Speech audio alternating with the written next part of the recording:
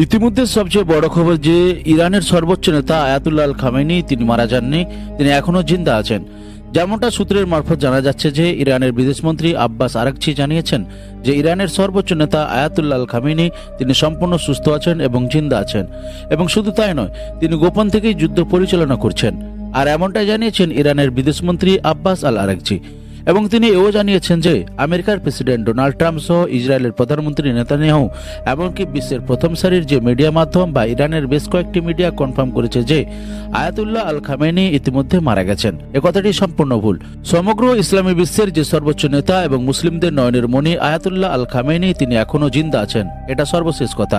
শুধুমাত্র ইরানি সৈন্য এবং সারা বিশ্বের মুসলমানদের মনোবল ভাঙার জন্য আমেরিকা এই গুজবটি রটিয়েছে, যাতে করে ইরান আর পাল্টা না দেয়।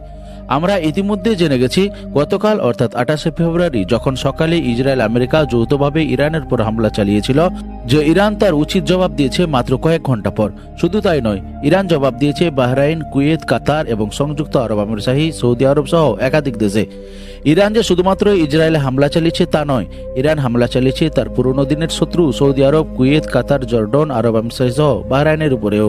এই সমুচিত জবাব দেওয়ার কারণ ছিল এতদিন ধরে আমেরিকাকে যে প্রশ্রয় দিয়ে আসছে আরব রাষ্ট্রগুলি ইরানকে শেষ করার জন্য আরবের দেশগুলি আমেরিকা সহ ইসরায়েলকে নানারকম ভাবে সহযোগিতা করে এসেছে। আরব দেশগুলির মধ্যে থাকা মার্কিন যুক্তরাষ্ট্রের একাধিক সেনাঘাঁটি এবং অস্ত্র ঘাঁটি লক্ষ্য করে ইরান গতকাল হামলা চালিয়েছে, এবং ইরান এখনও সমুচিতভাবে জবাব দিয়ে চলেছে।